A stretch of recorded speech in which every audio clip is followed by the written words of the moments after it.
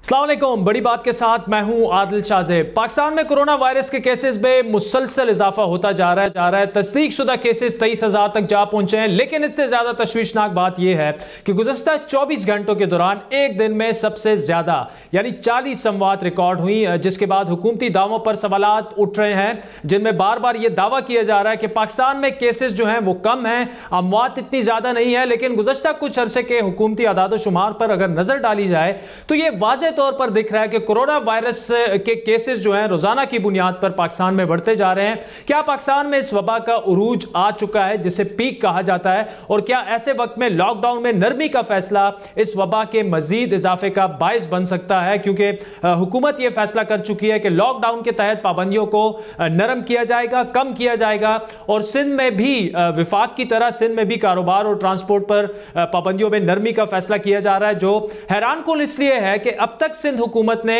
वो फैसले लिए जिन पर विफाक की जानिब से तनकीद जरूर हुई, लेकिन बाद में उनके एक एक करके कोरोना को लेकर जितने भी फैसले थे सिंध हुकूमत के वो दुरुस्त साबित हुए। लेकिन क्या अब विफाक और सिंध एक पेज पर आ चुके हैं? क्योंकि विफाक भी ये चाह रहा है कि कारोबार खुले, लॉकडाउन में नरमी हो, और सिंध की जानिब से भी अब तक जितने भी वुज़रा के बयानात हैं उससे ये झलक रहा है कि शायद अब सिंध भी ये चाहता है कि दूसरे स्टेज में जाया जाए। कोरोना के खिलाफ जो जंग है, जो स्ट्रैटेजी है जिसके तहत लॉकडाउन को नरम किया जाएगा मरहलावार। आने वाले दिनों में लॉकडाउन के तहत कितनी नरमी हो सकती है? क्या तालीमी इदारे, ट्रांसपोर्ट भी खुल सकते हैं? और क्या विफाक और सिंध के दरमियान कोरोना की वबा के मामले पर इख्तिलाफात जो हैं वो तकरीबन खत्म हो चुके हैं? और नाज़रीन, इन्हीं तमाम मामला पर बात करेंगे पाकिस्तान पीपल्स पार्टी के सीनियर रहनुमा वज़ीर आला सिंध जनाब सैयद मुराद अली शाह हमारे साथ मौजूद हैं। शाह साहब, पहले तो thank you so much for joining us. आपने अपनी नींद में से आज हमें टाइम दिया, लेकिन जब से कोरोना आया तो आपकी नींद जो है वो काफ़ी आपने ख़राब कर चुके हैं आप सिंध के अवाम के लिए। ये बताइएगा कि आज जो मीटिंग हुई, क्या उसमें तमाम मामलात पर इत्तेफाक राय हो चुका है? क्या अब सिंध और विफाक कम से कम एक पेज पर हैं? विफाक तो कह चुका है कि 9 मई के बाद जो है वो लॉकडाउन में नरमी आएगी और बतदरीज हम स्मार्ट लॉकडाउन की तरफ बढ़ते जाएंगे। आपकी थोड़ी सी डिफरेंट टेक रही है अभी तक, लेकिन क्या आज उस पर इत्तेफाक राय हो चुका है? सिंध भी वही फैसला करेगा जो विफाक करेगा कि 9 मई के बाद जो है जो भी फैसला होगा आराम आराम से लॉकडाउन जो है उसमें नरमी लाई जाएगी? सबसे पहले तो अस्सलाम वालेकुम आदिल, और बहुत शुक्रिया आपका मुझे लेने का प्रोग्राम में। कल हमें रिक्वेस्ट किया गया था कि नॉर्मली चीफ मिनिस्टर्स उस मीटिंग में नहीं होते, लेकिन कल रिक्वेस्ट किया गया था कि चारों चीफ मिनिस्टर्स अगर उस मीटिंग में आएँ और उस पर हम 9 मई के बाद की जो स्ट्रेटजी है या जो रजीम है उस पर डिस्कशन करें। और कल रात को ही फेडरल गवर्नमेंट ने हमें जो एक प्रपोज़ल था वो भेज दिया था, और वो प्रपोज़ल हमारे पास भी था, बाकी तीनों सूबों के पास, आज़ाद कश्मीर और गिलगित बल्तिस्तान, इन सब के तकरीबन सारों के चीफ मिनिस्टर्स या चीफ एग्जीक्यूटिव्स मौजूद थे और ये डिस्कशन हुई। तो सबसे पहले जो आपका सवाल कि क्या सिंध और वफाक एक ही पेज पे होंगे, आपने कहा, या एक ही डिसीजन होगा जी। मैं तो हमेशा से 1 अप्रैल से लेके जो भी लॉकडाउन्स हुए हैं और जो भी रिजीम्स स्पेसिफाई किए हैं वो फेडरल गवर्नमेंट ने किए हैं, और चाहे वो 1 अप्रैल के बाद जो 14 दिन चला था या 14 अप्रैल को उसको इनिशियली 2 वीक के लिए किया गया था, और फिर आई थिंक 24 मई की मीटिंग थी जिसमें कहा गया 24 अप्रैल की मीटिंग थी जिसमें कहा गया कि 9 मई तक यही रिजीम रहेगी, और जो चीज़ें खोलने के लिए कही गई वो सब हमने खोली है। So there is no difference. हाँ, थोड़ा सा डिफरेंस था कि हमने कहा था कि उस वक्त जब 14 अप्रैल वाली मीटिंग में कि जो टेलर्स हैं या सैलून्स हैं, हमने कहा था हम वो नहीं खोल सकते, और फेडरल गवर्नमेंट ने कहा था कि जी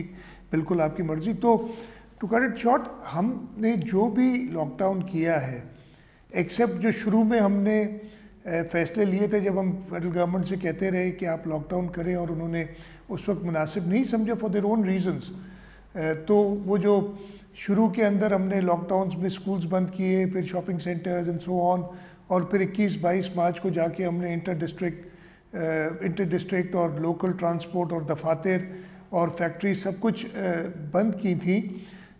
उसके बाद तो 1 अप्रैल से सारे इकट्ठे ही फैसले होते रहे। इवन जो हमने 21-22 मार्च को फैसले किए थे वो बाकी तीनों सूबों ने almost as it is adopt कर लिए थे। तो हम तो बिल्कुल पहले दिन से, यानी पहले दिन के मतलब है मेरा कि 1 अप्रैल के बाद से एटलीस्ट उसी रिजीम में काम कर रहे हैं जो फेडरल गवर्नमेंट कह रही है। फेडरल गवर्नमेंट ने जिस तरीके से चारों सूबों ने मिलकर एग्री किया था कि 9 मई तक उसको लॉकडाउन को एक्सटेंड करना है, तो हमने उसी पे हम कारबंद हैं। और आज जो NCOC की मीटिंग हुई है उसमें जो उन्होंने प्रपोजल्स दी हैं, कुछ चीज़ों पे हमारी रिजर्वेशंस थी, बाकी सूबों की भी थी, सिर्फ हमारी नहीं। चारों सूबों ने अपनी अपनी रिजर्वेशंस बताई हैं और हमें यही कहा गया है कि अब एक दोबारा इन view of what the provincial governments have recommended, एक नया डॉक्यूमेंट आपको आज भेज दिया जाएगा और या कल या परसों प्राइम मिनिस्टर साहब NCC की मीटिंग लेंगे और उसमें फैसले करेंगे। हम तो हमेशा से ये कहते रहे हैं कि एक कंट्री वाइड एक ही फैसला होना चाहिए और उम्मीद करते हैं कि इंशाल्लाह ताला होगा। ठीक है। अच्छा शाह साहब, इसमें 2-3 चीज़ें हैं। जिस तरह आपने खुद भी फरमाया कि मुख्तलिफ जो वहाँ पर सूबों की नुमाइंदगी थी, सारी चीज़ों पे इत्तेफाक़ राय नहीं था। एक तो अगर आप थोड़ा सा इसको बता दें, क्योंकि बलूचिस्तान अभी भी 19 मई तक जो है उन्होंने लॉकडाउन एक्सटेंड करने का ऐलान कर दिया है। आपकी एक बड़ी हार्ड लाइन थी और बार बार बिलावल साहब ने भी कहा, आपने भी यही कहा कि इंसानी जानें जो हैं वो ज़्यादा ज़रूरी हैं मईशत से। मईशत दोबारा भी संभल जाएंगी, लेकिन अगर हम लॉकडाउन ना करें या सख्त लॉकडाउन ना करें तो ये एक बड़ा एक क्लियर कट आपका मौक़िफ़ रहा था। अब अचानक ऐसे क्या हुआ? क्या अगर अदादो शुमार को देखा जाए, कोरोना के केसेस बढ़ रहे हैं, शरह अमवात जो है वो बढ़ रही हैं, 40-45 लोग एक एक दिन में मर रहे हैं, तो क्या कोरोना के मामलात बेहतर हो गए हैं या कहीं ऐसा तो नहीं है कि जिन्हें बिजनेस या कारोबारी माफिया कहा जाता है उनके दबाव में आकर सिंध हुकूमत जो है उसने भी अपना एक जो उसूली स्टांस था वो साइड पे रख दिया है? ऐसा तो नहीं है कहीं? आदिल, सबसे पहले तो जब लॉकडाउन इनिशिएट किया था हमने, मैं आपको बता दूं और ये मैं और पब्लिकली भी कह चुका हूं, पहले भी कह चुका हूं कि हम 13 मार्च से लॉकडाउन चाह रहे थे। 13 मार्च तक हमारे पास इफ़ आई रिमेंबर करेक्टली पूरे मुल्क में शायद 28 केसेस थे, कोई भी डेथ नहीं हुई थी। और अगर हमारा इरादा यही था कि हम 2 हफ्ते का सख्त लॉकडाउन लगाएं और फिर हम स्लोली ग्रेजुअली ओपनिंग अप की बात करें, बट उस 2 हफ्ते के सख्त लॉकडाउन का मतलब था कि आपकी इंटरनेशनल फ़्लाइट्स बंद हो जाती, आपका डोमेस्टिक ट्रैवल बंद हो जाता, जो इन्फेक्टेड पर्सन जहाँ पे भी है वो वहाँ कंटेन हो जाता, वो ज़्यादा से ज़्यादा अपने बिल्कुल लोकल एरिया में या घर के अंदर अपने लोगों को इन्फेक्ट करता और इस तरीके से हम इस पर कंट्रोल पा सकते थे और हम बहुत जल्दी खोलने की तरफ जाते। अनफॉर्चुनेटली वो बाकी सूबों ने या वफाक ने उसको मुनासिब नहीं समझा, जो उनके अपने, मैं क्रिटिसाइज़ नहीं करता, उनके अपने रीजंस होंगे, उनकी अपनी थिंकिंग होगी, लेकिन ये जो बड़ा एक लूज किस्म का लॉकडाउन बाद में होता रहा, इसकी वजह से ये बहुत लंबा चला गया। इस वक्त भी जो आज मैंने बात भी की थी NCOC में, मैंने यही कहा था कि हमारे केसेस अभी प्लेटो भी नहीं हुए, अभी तक राइज कर रहे हैं रोज़ाना। जैसे हम टेस्ट कर रहे हैं, सिंध के अंदर तकरीबन 12% हमारी एवरेज है कि जो हम टेस्ट कर रहे हैं वो पॉजिटिव आ रहे हैं। बाकी मुल्क में वो तकरीबन 9.5% है मेरे ग़ालिबन इस वक्त। कुछ सूबों में डिफरेंट है, लेकिन ये आहिस्ता आहिस्ता इसी नंबर पे आएगा। तो अभी तक हम राइज कर रहे हैं। सेकेंडली डेथ्स भी बढ़ रही हैं, तो इस वक्त लॉकडाउन खोलने के लिए हमें इन सब चीज़ों पे गौर करना पड़ेगा। और एक ही चीज़ है कि हमारी जो क्रिटिकल केयर फैसिलिटीज़ हैं वो पूरी तरीके से, या अभी काफ़ी कम, खैर उसमें थोड़ी सी इश्यूज़ आए in terms of making sure कि पेशेंट्स को जल्दी वो केयर मिल जाए, लेकिन वो इंशाल्लाह ताला हम एड्रेस कर रहे हैं। बट वो क्रिटिकल केयर फैसिलिटीज़ पूरे मुल्क में अभी 20 या 25% कैपेसिटी पे चल रही हैं। तो आज जब बात की थी तो हमने यही कहा था कि अगर खोलने की कोई, यानी ये फ़ेज़ 2, मैं इसको लॉकडाउन को ईजिंग ऑफ की बात भी नहीं करूँगा, लॉकडाउन ख़त्म करने की तो बिल्कुल बात नहीं करूँगा। हाँ, we are moving into a phase 2 of our strategy, जिसके अंदर हम शायद कुछ चीज़ें खोलें ताकि लोगों को वो रिलीफ मिले।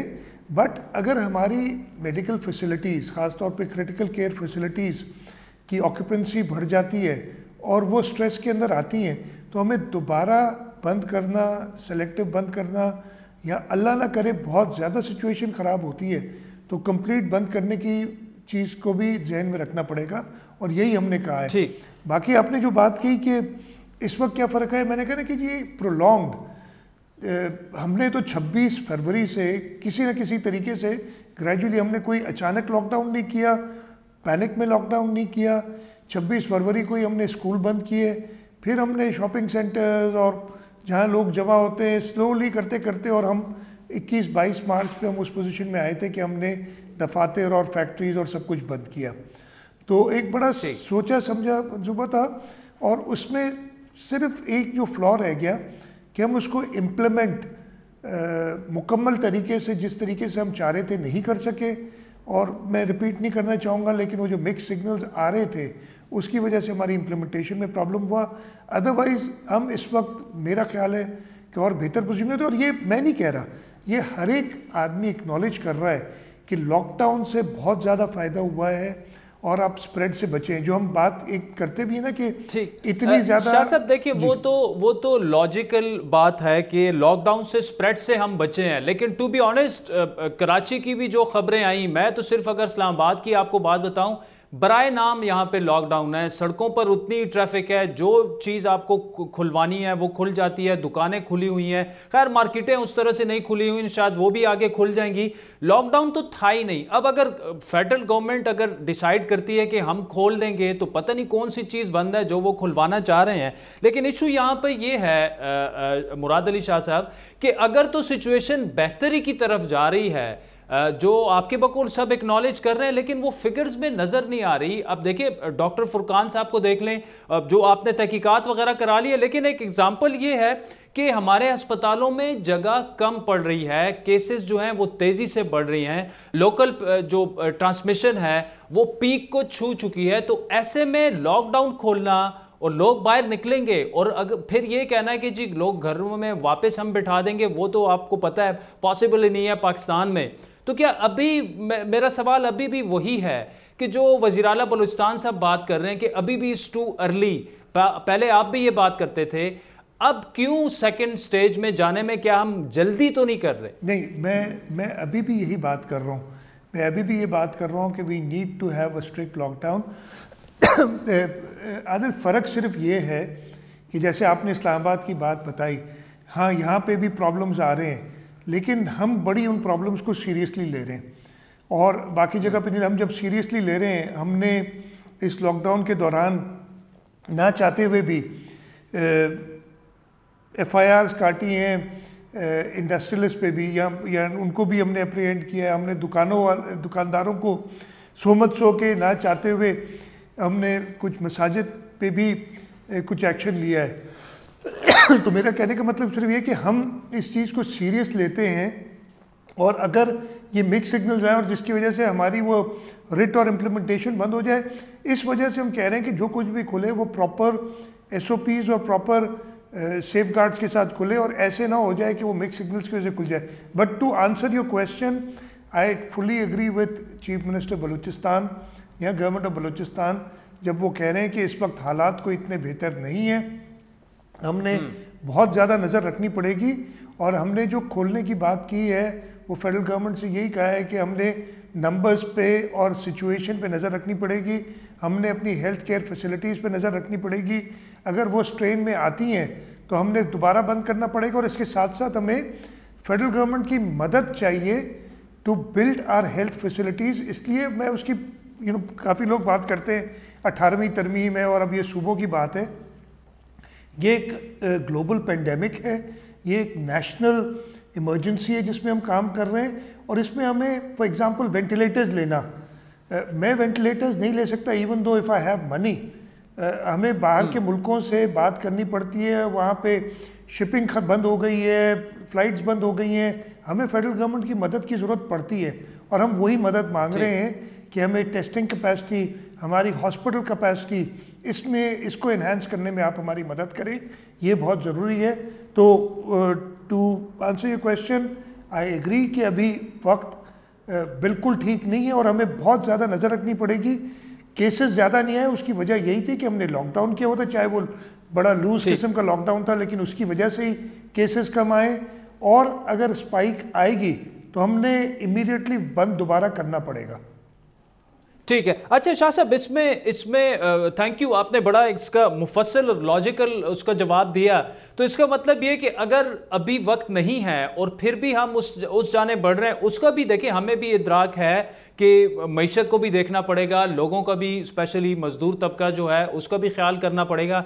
लेकिन दोबारा से वही जो बिलावल भुट्टो वाली बात है कि जी इकॉनमी भी रिवाइव हो जाएगी, लेकिन अगर हम खोलेंगे तो कोरोना से लोग मर जाएंगे, भूख से शायद ना मरे, हमारा मुल्क ऐसा है कि everybody is out there to help each other. तो फिर हम रिस्क क्यों इस वक्त ले रहे हैं? क्योंकि ये रिस्क ऐसा नहीं है कि कोई कैलकुलेटेड रिस्क हो कि जी ऐसा नहीं होगा तो हम खोल देंगे, बंद कर देंगे। I think it's still too early looking at the figures. जो वज़ीर आला बलूचिस्तान साहब बात कर रहे हैं, क्या ये सारी चीज़ें, और फिर आपने जो दूसरी बात की कि जी विफाक ने हमारी मदद करनी है, तो इसमें तो तकरीबन देखिए फरवरी से ये सब कुछ शुरू हुआ, अभी तक वो लग रहा है कि एक कौमी यकजहती, कौमी इत्तेफाक राय, एक कौमी पॉलिसी इस पेंडेमिक के अगेंस्ट सामने नहीं आई। तो ऐसे में फिर अचानक लॉकडाउन में नरमी करना, तो हम तो खुदा ना ख्वास्ता डिजास्टर सिचुएशन की तरफ जा सकते हैं। आदिल, आप देखिए इसको मैं कैसे आंसर करूं ताकि मैं किसी को ऑफेंड ना करूं। आप बिल्कुल सही कह रहे हैं, ये नेशनल हार्मनी और नेशनल इंटेग्रिटी के लिए हुकूमत सिंध सिर्फ कर रही है कि जी हम कह रहे हैं कि प्राइम मिनिस्टर साहब लीड करें, प्राइम मिनिस्टर साहब आगे बढ़ें, प्राइम मिनिस्टर साहब पूरे मुल्क की सोचें। ये जो आपने कहा ना, आई टोटली एग्री के, और ये जो है बिलावल साहब ने जो कहा, और ये बात हुई है कि ज़िंदगियाँ वापस नहीं आ सकी, इकॉनमी तो हम रिवाइव कर लेंगे, हमने ज़िंदगियाँ बचानी है, पहली प्रायोरिटी ये होनी चाहिए। अब ऑप्शन एक ये भी है, लेकिन अनफॉर्चुनेटली पहले दिन से हम उसके लिए कह रहे हैं, लेकिन वो नहीं देखा गया कि स्ट्रिक्ट किस्म का लॉकडाउन करें और फेडरल गवर्नमेंट हमें मदद करे to get you know things and to get money to door steps of the affected people. हमने बहुत सारे डेटाबेस बना लिए, पता नहीं हमने फोर्सेस बनाने के डेटाबेस कर लिए, उसमें कहा जा रहा है, लेकिन हम पिछले 2 महीने में अपने डेली वेज अर्नर्स का डेटाबेस क्यों नहीं बना सक रहे? हमने ये पहले दिन से कहा हुआ है कि हमें मदद चाहिए नादरा के डेटाबेस की, हमें पीटीए से इंफॉर्मेशन चाहिए, हमें जो आपकी इमिग्रेशन है, एफपीआर है, इनसे इंफॉर्मेशन चाहिए ताकि हम उन लोगों को आइडेंटिफाई कर सकें कि जो किसी टैक्स नेट में नहीं आते, जो वाकई दिहाड़ीदार हैं, और हम जब वो डेटा आ जाएगा हम भी उनकी मदद कर सकते हैं। और federal government can also support them instead of giving large amounts to construction industry, जो दिया जा रहा है वो करें। लेकिन अगर ये सब नहीं होगा तो फिर आगे बढ़ाने के लिए चीज़ को, in order to make sure कि नेशनल कंसेंसस और नेशनल इंटेग्रिटी आ जाए, हमने जो है फेडरल गवर्नमेंट के साथ इसलिए वो काम कर रहे हैं। लेकिन अगर ये चीज़ जैसे आप कह रहे हैं फेडरल गवर्नमेंट की तरफ से ये प्रपोज़ल आए कि हम लोगों की ज़िंदगी बचाना हमारा पहला प्रायोरिटी होनी चाहिए और हम लॉकडाउन करें, इसलिए कि सूबा अलग से अगर सिंध लॉकडाउन कर भी दे या बलूचिस्तान लॉकडाउन कर भी दे, अगर आपने बाकी सारी चीज़ें खुली रखी, उस लॉकडाउन का फ़ायदा क्या? मैं 6 महीने लॉकडाउन रखूँ, 6 महीने तो बहुत लंबी बात है, मैं महीना एक लॉकडाउन रखूँ। शाह साहब तो देखिए इस वक्त जो मुझे समझ आ रही है वो ये है कि you are looking towards the federal government, लेकिन इससे पहले भी इसी तरह की सूरत हाल में आपने पहले फैसले किए, आपको बल्कि ये कहा गया कि सिंध जो है वो सबसे प्रोएक्टिव सूबा है, and rightly so. Editorials international papers ने, पब्लिकेशंस में आप लोगों की तारीफ की गई, खुसूसन आपने और आपकी पूरी टीम की, जिस तरह से आपने काम किया। लेकिन इस वक्त ये लग रहा है कि आप ये कह रहे हैं कि अगर विफाक ये करेगा तो ज़्यादा बेहतर होगा लॉकडाउन। तो अगर आप खुद ये समझ रहे हैं कि सिचुएशन उतनी बेहतर नहीं है कि लॉकडाउन रिलैक्स किया जाए, तो मुझे एज ए जर्नलिस्ट यही फील होगा कि जो एक कारोबारी माफिया जिन्होंने काफ़ी कोशिश की शुरू में, और ये कहा गया कि प्राइम मिनिस्टर साहब जो हैं शायद उनकी वजह से लॉकडाउन नहीं करवाना चाह रहे, फिर कई लोगों ने आके लॉकडाउन करवा दिया पूरे पाकिस्तान में, क्या वही लॉबी तो नहीं चाह रही कि जी बस अब सिंध जो है वो खामोश बैठे और विफाक के फैसलों को इस बारे में फॉलो करे? मुझे तो वैसे मुझे ये वाइब्स मुझे ये आ रही हैं कि उस तरह से आप कह रहे हैं कि ये इस वक्त लॉकडाउन जो है वो सही वक्त नहीं है, तो फिर क्यों ना सिंध के पास ऑप्शन है, अपना फैसला आप करें जिस तरह बलूचिस्तान कर रहे हैं। आदिल, मैं दोबारा आपको समझाने की कोशिश करता हूँ कि सिंध, इवन बलूचिस्तान की भी उन्होंने दिया है, but they been participating in the meetings, और देखें क्या फ़ैसला करते हैं। हम आइसोलेशन में अगर फ़ैसला करते हैं उसका फ़ायदा इसलिए नहीं होता कि लेट से एज्यूम कि मैंने 2 हफ्ते का हमने सिंध में और लॉकडाउन, सख्त किस्म का लॉकडाउन कर दिया, लेकिन बाकी सूबों में वो लॉकडाउन नहीं रहा। हमारी बाउंड्रीज पंजाब से, KPK से, बलूचिस्तान से सिंध को किसी में आने या सिंध से उधर जाने में किसी वीज़ा या पासपोर्ट की ज़रूरत नहीं है। आपकी कॉन्स्टिट्यूशन आपको अलाउ करती है कि आप फ्री मूवमेंट्स करें। यही चीज़ सुप्रीम कोर्ट ने भी उठाई है, खैर वो फिर दूसरी बात हो जाएगी।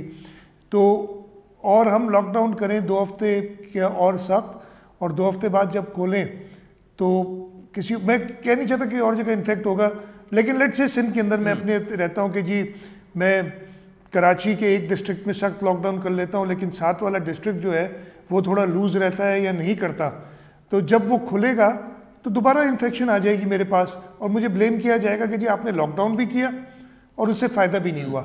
इस वजह से एक नेशनल स्ट्रैटेजी बहुत ज़रूरी है, वही मैं कह रहा हूँ। और इसीलिए मैं कह रहा हूँ कि अगर उस नेशनल स्ट्रैटेजी में बेस्ट ऑप्शन था 13 या 15 मार्च से अगर 2 से 4 हफ्ते का एक सख्त लॉकडाउन किया जाता, तो ये जो लोकल स्प्रेड की आपने बात की वो नहीं होता। इट इज़ वेरी अनफॉर्चुनेट कि हम उस चीज़ से अब लोकल स्प्रेड में आ गए हैं। लोकल स्प्रेड का ये मतलब है आप लॉकडाउन कितना भी सख्त करें, आप लोगों को मोहल्लों में, गलियों में मूव करने से नहीं रोक सकते, आप कर्फ्यू लाइक सिचुएशन नहीं क्रिएट कर सकते। तो जब वो लोकल स्प्रेड आ गया है तो वो फिर ऑटोमेटिकली स्प्रेड करेगा दूसरों को। तो इसलिए थोड़ी स्ट्रैटेजी हमने इस हिसाब से देखनी है। ठीक है। अच्छा शाह साहब ये बताइए कि क्या ये वजह, थोड़ा सा मैं लाइट क्वेश्चन भी एक आपसे कर लूँ। खान साहब ने एक बयान दिया था कि जी अशराफिया ने लॉकडाउन करवाया, और लॉकडाउन अगर देखा जाए तो इनिशिएट जो है वो पहले सिंध की तरफ से हुआ और वो बड़ी उस फैसले की तारीफ भी हुई। तो क्या आपको जब उन्होंने अशराफिया की कैटेगरी में डाल दिया, ऐसा तो नहीं कि आप अशराफिया का टाइटल वापस करने के लिए अब विफाक की जानिब देख रहे हैं कि विफाक लॉकडाउन करेगा तो सिंध करेगा वरना नहीं करेंगे? नहीं आपने तो खुद आदिल थोड़ा कॉन्ट्रडिक्ट किया ना। पहले आपने कहा कि लॉकडाउन जो है, मैं और ये बड़ा क्लियर हूँ, लॉकडाउन से फ़ायदा उन लोगों को हुआ है जो अपना जो वल्नरेबल है ज़्यादा। और वल्नरेबल कौन है? जो अपना इलाज नहीं करा सकता, जो ऐसी जगह पे रहता है जो अगर खुदा न खास्ता इन्फेक्ट हो जाए तो प्रॉपरली आइसोलेट भी नहीं कर सकेगा अपने आप को। और ये लॉकडाउन बिल्कुल गरीबों के लिए, लॉकडाउन उन लोगों के लिए जो हमारे स्लम्स में लोग रहते हैं या ऐसी जगहों पे लोग रहते हैं उनके लिए था, और उनको बिल्कुल फ़ायदा हुआ है। हमारा लोग बात करते हैं ना कि जी शुक्र है बड़ा पाकिस्तान, बहुत अल्लाह ताला का बहुत शुक्र रहा है, और ये अल्लाह ताला की मेहरबानी है कि स्प्रेड नहीं हुआ इतना ये वायरस। वो स्प्रेड इसीलिए नहीं हुआ कि लॉकडाउन कर दिया था, सिंध ने शुरू में किया था, बाकी सूबों ने भी किया, और फेडरल गवर्नमेंट ने भी, जो कहते हैं ना कि अशराफिया ने अगर कराया है तो सिंध के हाथ में पाकिस्तान रेलवेज़ और पाकिस्तान इंटरनेशनल एयरलाइंस तो नहीं थी कि उसको बंद करा दे, वो तो फेडरल गवर्नमेंट ने की। तो जो लॉकडाउन से फ़ायदा हमें हुआ है वो मैं एग्ज़ाम्पल देता हूँ कि अगर बारिश हो रही है और आप छतरी लेके बाहर जाएंगे तो आप भीगेंगे नहीं। और फिर आप ये कहें कि जी भीग मैं इसलिए नहीं रहा कि बारिश नहीं हो रही, वो गलत है। फिर आप वो छतरी अपनी फेंक दें और लॉकडाउन आप फेंक दें अपना पूरे तरीके से और आप भीग जाएंगे। तो अगर जब बारिश अभी तक हो रही है तो छतरी आपने लेनी है, और अगर छतरी को आपने कहीं कहीं सेलेक्टिवली यूज़ करना है तो ऐसा करना है कि आप बीमार ना पड़े बारिश की वजह से। ये एग्जाम्पल हमने देखना है। और लॉकडाउन के फ़वाइद, मतलब प्राइम मिनिस्टर साहब की बड़ी मेहरबानी है कि उन्होंने वही बात कही थी, पता नहीं किस किस जाविये में कही थी, इसलिए कि उसकी समझ किसी को नहीं आई। लेकिन उसके साथ साथ ये भी कहा कि लॉकडाउन के साथ बड़ा फ़ायदा हुआ है और लॉकडाउन की वजह से हमारे ये डिजीज़ स्प्रेड नहीं हुई है, ये वायरस स्प्रेड नहीं हुआ है। तो दोनों चीज़ें तो नहीं हो सकती ना कि हमने गलत भी किया और उससे फ़ायदा भी हुआ। मेरे ख्याल है हमने बिल्कुल सही किया और इससे पूरे मुल्क को फ़ायदा हुआ और बाकी सूबों ने भी इसीलिए लॉकडाउन को ऑप्ट किया था कि उन्हें पता था कि ये सही है। नाज़रीन, वक्त हुआ चाहता है कमर्शियल ब्रेक का, जिसके बाद सीएम सिंध जनाब मुराद अली शाह साहब हमारे साथ मौजूद होंगे। कुछ सियासी मामलात पर उनसे सवालात करेंगे। 18वीं तरमीम की बात हो रही है, उनमें चेंजेस की बात हो रही है, कुछ डील की खबरें भी गर्दिश में हैं कि शायद अपोजिशन जमातें जो हैं वो चाहती हैं कि नैब के ऑर्डिनेंस में कोई तरामीम की जाए, नैब के कवानीन में तरामीम की जाए और उसके बदले 18वीं तरमीम या NFC अवार्ड पर जो भी हुकूमत चाहे वो अपोजिशन जमातें मानेंगी। ये तमाम सवालात मुराद अली शाह साहब के सामने रखेंगे, लेकिन उनसे दो अहम सवाल जो हमने पूछने हैं वो ये हैं कि आसिफ अली जरदारी साहब जो हैं वो क्यों किनारा कश हो चुके हैं, अमली सियासत में वो नजर नहीं आ रहे, मीडिया में भी नहीं बोल रहे, वो किस वजह से खामोश हैं, किसके कहने पर खामोश हैं। और फिर बिलावल भुट्टो जरदारी को लेकर एक वीडियो सामने आई कल से, सोशल मीडिया पे वो ट्रेंड कर रही है। लोग सवाल पूछ रहे हैं कि बिलावल भुट्टो जरदारी ने उसमें जो लहजा इस्तेमाल किया, जो उनके अल्फाज थे, उस वीडियो का कॉन्टेक्स्ट क्या था। इन तमाम मामलात पर तफसीली गुफ्तगू करेंगे वज़ीर आला सिंध जनाब सैयद मुराद अली शाह से, लेकिन एक कमर्शियल ब्रेक के बाद।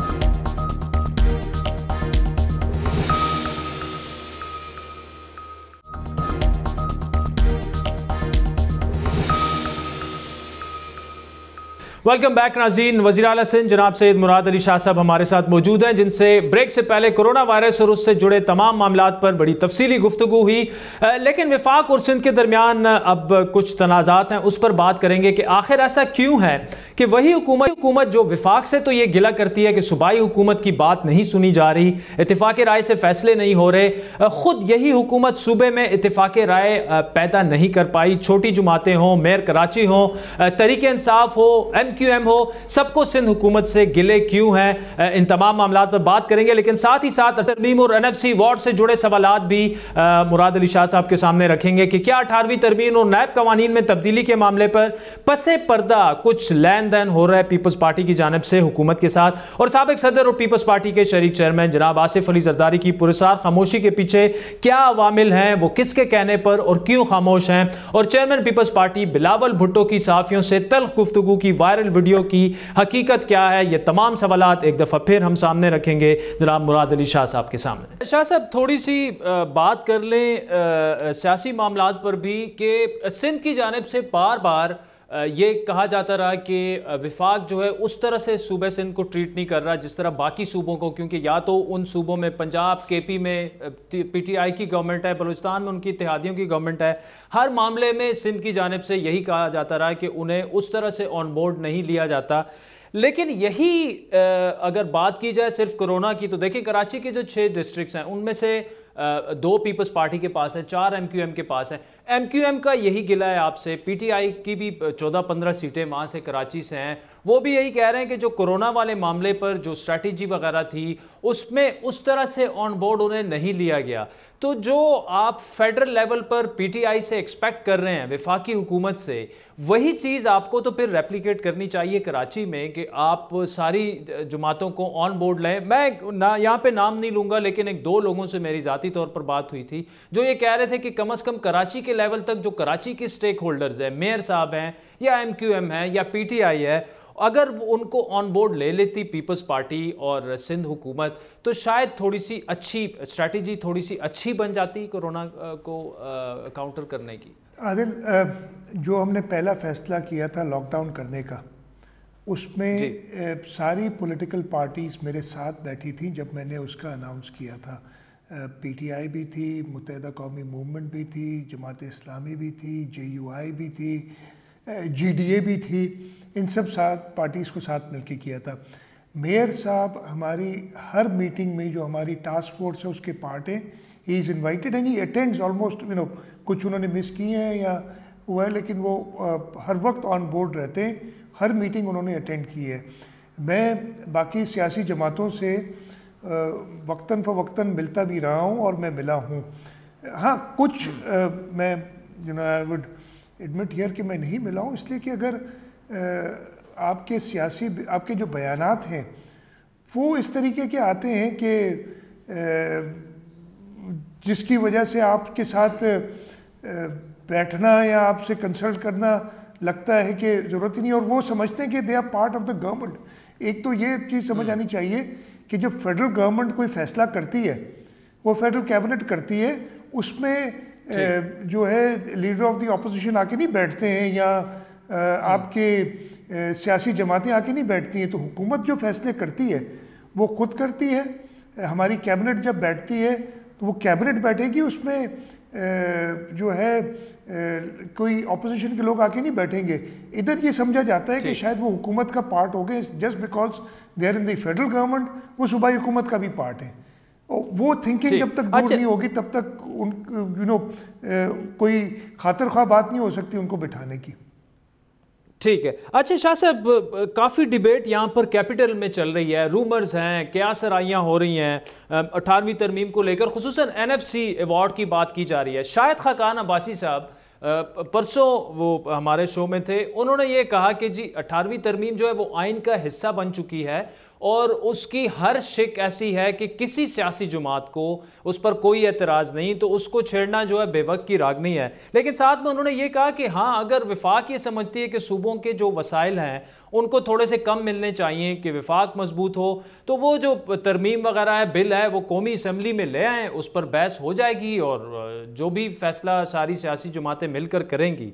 अब उन्होंने खिड़की खुली भी छोड़ दी है, साथ में ये भी कहा है कि 18वीं तरमीम पर नो कम्प्रोमाइज़, लेकिन NFC अवार्ड का जो शेयर्स वगैरह हैं सूबों के, तो सिंध इस वक्त क्या बतौर वज़ीर आला सिंध आप क्या सोच रहे हैं? बिलावल साहब की तो इस पर बड़ी क्लियर कट एक टेक आ चुकी है कि नो कॉम्प्रोमाइज़, हम इस पर बिल्कुल बात नहीं करेंगे, लेकिन रियलिस्टिक होकर अगर सोचा जाए तो क्या आप समझते हैं कि सूबों के जो शेयर्स हैं वो कम हो जाएं तो विफाक थोड़ा सा मजबूत हो जाए तो वो सारे पाकिस्तान के लिए बेहतर है? अल साहब, वो आपने कहा था खिड़की खुली रखी है तो उसको मैं बंद कर देता हूँ, मेरा ख्याल है। अच्छा। ये तो बिल्कुल ही मैंने शायद खाकान अब्बासी साहब की नहीं सुनी डिबेट, लेकिन रिस्पेक्टिव ऑफ उन्होंने क्या कहा, 18वीं जो NFC अवार्ड था वो 18वीं तरमीम से पहले आया था। उसमें सूबों के शेयर्स जब मुतय्यन किए गए और उसके बाद 18वीं तरमीम आई जिसमें सूबों को एडेड रिस्पॉन्सिबिलिटीज दी गई। ठीक, हमारा ये पॉइंट ऑफ व्यू है और ये हम NFC के अंदर जाके एडवोकेट करते रहे हैं और इसके प्रपोजल्स हैं सूबों की तरफ से कि आपने हमारी रिस्पॉन्सिबिलिटी बढ़ा दी, हमारी जो ऑब्लिगेशंस है वो बढ़ा दी, लेकिन हमें रिसोर्सेज आपने प्री 18th अमेंडमेंट दी हुई है, इसलिए कि NFC अवार्ड 18th अमेंडमेंट से पहले डिसाइड हुआ था। तो अगर कुछ चेंज होना भी है तो सूबों के हिस्से, और मैं एक छोटा सा एग्जांपल देता हूँ, ये काफ़ी बात आगे पीछे होती रही है। जो अस्पताल हैं हमारे पास, जो 18वीं तरमीम के बाद जिना अस्पताल है, NICVD है, NICH है, ये 3 अस्पताल सूबों को दे दिए गए थे 2010 में। मैं उस वक्त सूबाई फाइनेंस मिनिस्टर था। मुझे 7 जुलाई को फाइनेंस सेक्रेटरी आके कहते हैं कि जी ये अस्पताल अब हमारे हो गए और फेडरल गवर्नमेंट ने इन पे कोई पैसे नहीं रखे, तो हमें पैसे रखने पड़ेंगे। और हमने उस वक्त एक एडिशनल बजट क्रिएट करके इन अस्पतालों को पैसे दिए थे और उसके बाद तो हमने उनको बहुत बेहतर किया उसके बाद से। तो ये तो 18वीं तरमीम NFC पहले आ गया था, उसके बाद उन्होंने हमें अस्पताल दे दिए, हमने अपनी रिसोर्सेज से उन अस्पतालों को बेहतर किया और आगे बढ़ा रहे हैं। जबकि हमें अगर वो ऑब्लिगेशन दी गई थी तो उसके साथ साथ उसकी रिसोर्सेज भी देनी चाहिए थी। तो अगर हमने आगे जाना है तो हमें सूबों के रिसोर्सेज को और बढ़ाना पड़ेगा, और किसी के रिसोर्सेज काटने की बात नहीं है, हमें ओवरऑल अपना जो पाए है उसकी साइज बढ़ाने का तरीका देखना पड़ेगा।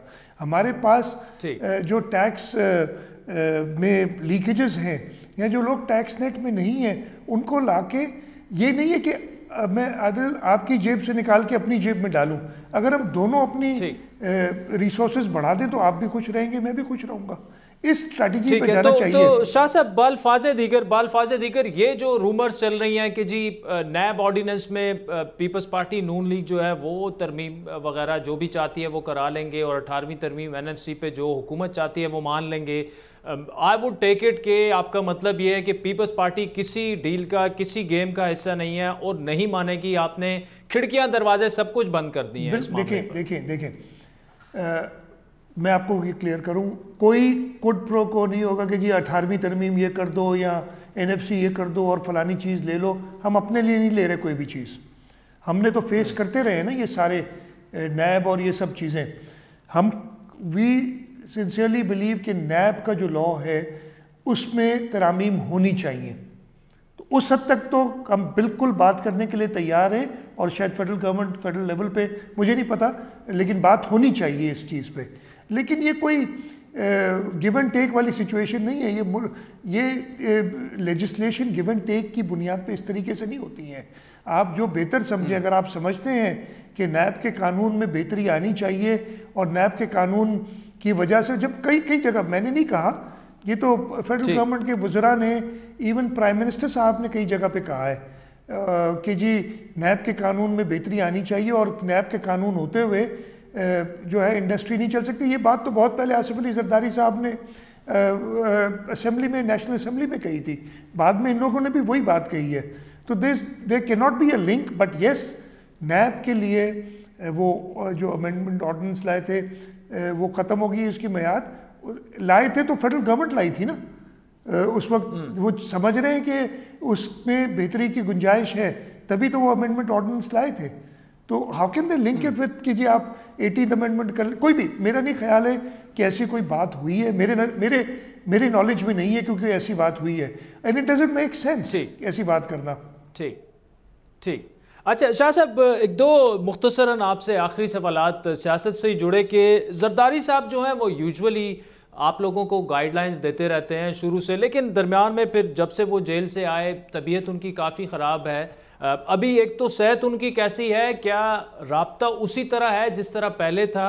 गाइडलाइंस वो अभी भी सिंध गवर्नमेंट को उसी तरह देते हैं और बाकी पार्टी को भी, क्योंकि थोड़ी सी वो खामोशी उनकी तरफ से है, मीडिया में भी वो ज़्यादा बात नहीं कर रहे। तो कैसी है उनकी सेहत ओवरऑल और क्या आजकल के हालात के बारे में क्या सोच रहे हैं? देखिए, जरदारी साहब पहले 10-11 साल जेल में रहे हैं विदाउट एनी कन्विक्शन।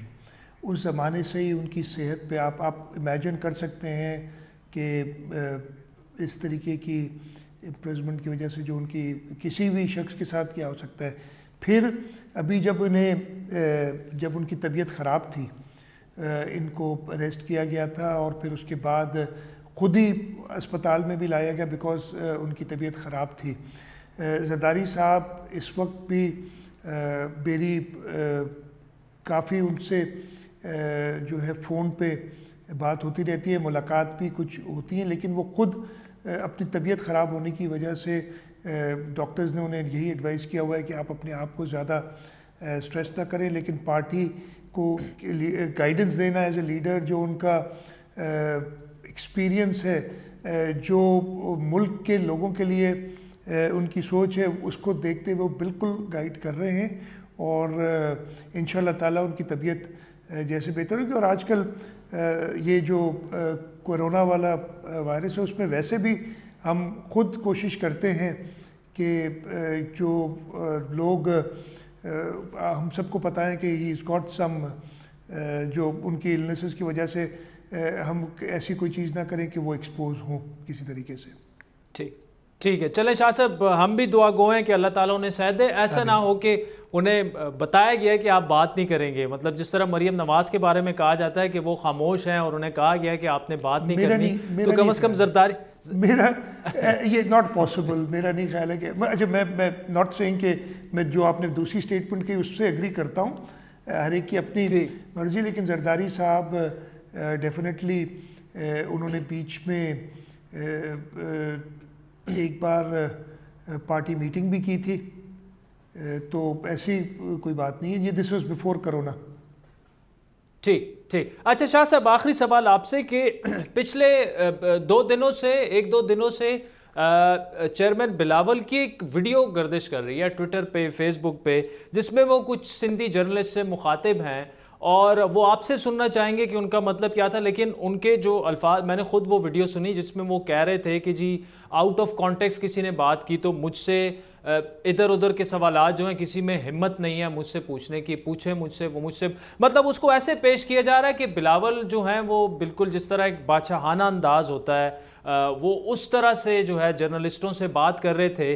क्या उसका कॉन्टेक्स्ट क्या है उस वीडियो का? क्या वाकई बिलावल ने ऐसा कहा है? इससे पहले तो कभी हमने नहीं देखा कि उसने इस तरह का तर्ज गुफ्तगू तो उनकी काफ़ी शाइस्ता भी रही है और इससे लगता नहीं है कि जी वो साबिक वज़ीर आज़म के नवासे और एक साबिक वज़ीर आज़म के बेटे हैं। मतलब कभी उनमें वो रौनियत, वो चीज़ हमने नहीं देखी, एक शहनशाहियत जिसे कहते हैं, आमराना तर्ज गुफ्तगू, लेकिन उसको ऐसे पेश किया जा रहा है ट्विटर पे। देखिए, वो पेश करने वाले तो हर चीज़ पेश करते हैं। बिलावल साहब जिस तरीके से अपने वर्कर्स से, अपने पार्टी के लोगों से, अपोजिशन से हमेशा एक स्माइलिंग फेस आपने देखा है, वो था। और बेसिकली जब एक कैंपेन खामखा में शुरू कर दी गई उनके ख़िलाफ़ और उस कैंपेन में उनका जवाब सिर्फ ये था कि आप सोच भी सकते हैं कि मैं ऐसी चीज़ कोई कहूँगा, तो उसको उन्होंने थोड़ा सा सख्ती से शायद कह दिया, बिकॉज़ यही उनसे सवाल जो किया गया वो ये basically this is like you know, मुझे अगर इस वक्त कोई कहे, जो लोग कहते भी हैं, तो मुझे गुस्सा आ जाता है कि जी आपने लॉकडाउन करके तो सब तबाही मचा दी।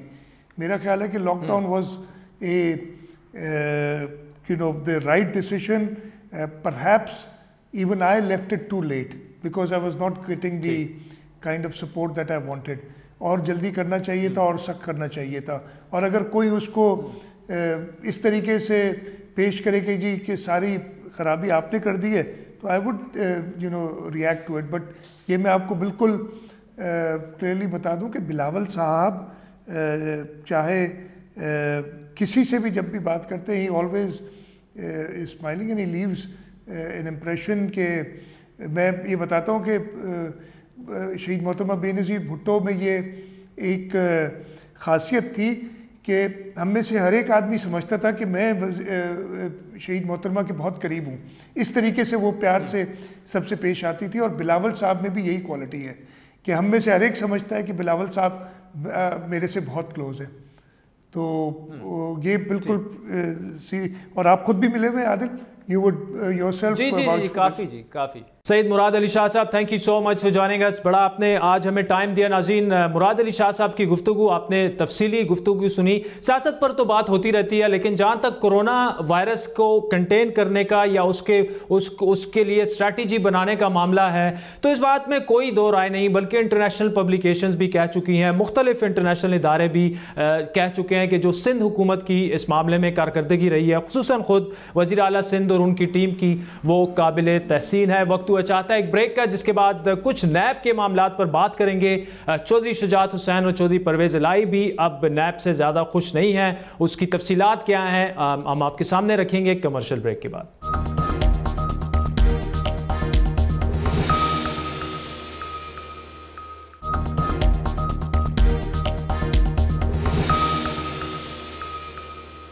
वेलकम बैक नाज़रीन। नैब सियासी इंजीनियरिंग करता है, पुराने केसेस दोबारा खोलकर सियासी इंतकाम का निशाना बनाता है। ये बातें गुज़श्ता चंद सालों में अपोजिशन की जानिब से तो तवातुर से की गई, यक्के बाद दीगर अपोजिशन के अहम रहनुमाओं पर केसेस बने, गिरफ्तारियां हुई, फिर उनकी जमानतें भी हुई, कुछ उन पर साबित नहीं हुआ, ना किसी को सजा हुई।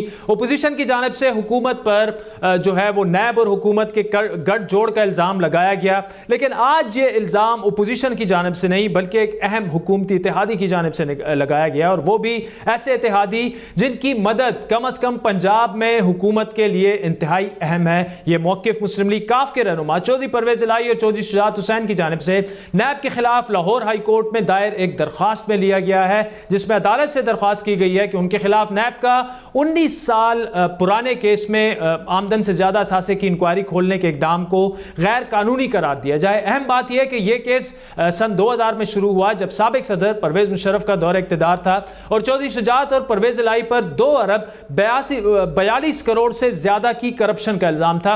इसके अलावा दोनों रहनुमाओं के खिलाफ सन 2000 में 28 प्लॉट्स की गैर कानूनी खरीदारी का भी इल्जाम था, लेकिन उसके बाद काफ लीग बन गई, पीपल्स पार्टी पैट्रियट बनी, 2002 के इंतखाबात हुए, चौधरी शुजात वजीर आजम जबकि परवेज इलाही वजीर आला पंजाब बने और कई साल बाद 2017 में एक बार फिर इस केस में इंक्वायरी का आगाज किया गया, लेकिन फिर अदालत को बताया गया कि चौधरी परवेज इलाही और चौधरी शुजात हुसैन के खिलाफ कोई शवाहिद नहीं मिले और एहतिसाब अदालत ने दोनों के खिलाफ नैब इंक्वायरी बंद करने की मंजूरी दे दी थी। अब दरख्वास्त में चौधरी बिरादरान ने चेयरमैन नैब और डीजी नैब लाहौर को फरीक बनाते हुए मौकिफ अपनाया कि नैब सियासी इंजीनियरिंग करने वाला इदारा है, इसके किरदार और तहकीकात के गलत अंदाज पर अदालतें फैसले भी दे चुकी हैं। उन्होंने मौकिफ अपनाया कि चेयरमैन नैब ने उनके खिलाफ 19 साल पुराने मामले की दोबारा तहकीकात के अहकाम जारी किए हैं, जिस पर नैब ने उनके खिलाफ 3 इंक्वायरीज का आगाज किया है, जबकि नैब पहले ही इस मामले की तहकीकात कर चुका है जो नाकाम हुई और अब चेयरमैन नैब को बंद की जाने वाली इंक्वायरी दोबारा खोलने का इख्तियार ही नहीं, दरख्वास्त में यह मौकिफ भी इख्तियार किया गया कि उनका सियासी खानदान है जिसे सियासी इंतकाम का निशाना बनाया जाता रहा है। अब सवाल यह उठता है कि अपोजिशन अगर यह गिला करे कि उनको इंतकाम का निशाना बनाया जा रहा है तो बात समझ में आती है, लेकिन चौधरी बिरादरान को कौन और क्यों और किस लिए सियासी इंतकाम का निशाना बनाया जा रहा है? इससे भी बढ़कर अहम सवाल यह है कि क्या चौधरी बिरादरान की जानिब से नैब पर सियासी इंजीनियरिंग का इल्जाम अपोजिशन के बयानात की ढकी छुपी हिमायत है या फिर वो ये तस्लीम कर रहे हैं कि साबिक सदर परवेज मुशर्रफ के दौरे हुकूमत में भी नैब को सियासी इंजीनियरिंग के लिए इस्तेमाल किया गया। यह बात भी किसी से ढकी छुपी नहीं कि चौधरी बिरादरान और वज़ीर आज़म इमरान खान के दरमियान इख्तिलाफात शुरू दिन से मौजूद हैं जो काफ़ी वसी हुए। मौलाना फजल रहमान के धरने से इन इख्तिलाफात में इजाफा हुआ और नून लीग और काफ लीग के दरमियान राब्तों की खबरें भी गर्दिश करती रहीं। ऐसे में हुकूमत के एक अहम इत्तेहादी की जानिब से नैब पर नए इल्जामात नैब और हुकूमत के लिए नई मुश्किल खड़ी कर सकते हैं, जबकि नैब के कवानीन में तब्दीली और चेयरमैन नैब के इख्तियारात में कमी के लिए आपको पता होगा बातचीत भी चल रही है, एक ऑर्डिनेंस भी सामने लाया गया, लेकिन अभी तक कुछ फाइनल नहीं हो सका। लेकिन जो भी है, सियासत अपनी जगह, एहतिसाब के नारे भी अपनी जगह, लेकिन मुस्लिम लीग काफ की जानिब से नैब पर शदीद एतराज़ात और अकाउंटेबिलिटी या एहतिसाब के शफाफ ना होने की शिकायतें जो हैं यकीनी तौर पर ख़ुद इमरान खान के लिए और चेयरमैन नैब के लिए भी परेशान कुन होंगी। आज के प्रोग्राम में इतना ही। आपके फीडबैक के हम आज के प्रोग्राम पर मुंतज़िर रहेंगे। हमारा ट्विटर हैंडल है @बड़ी बात। मुझे मेरी टीम समेत इजाज़त दीजिए। खुदा हाफ़िज़।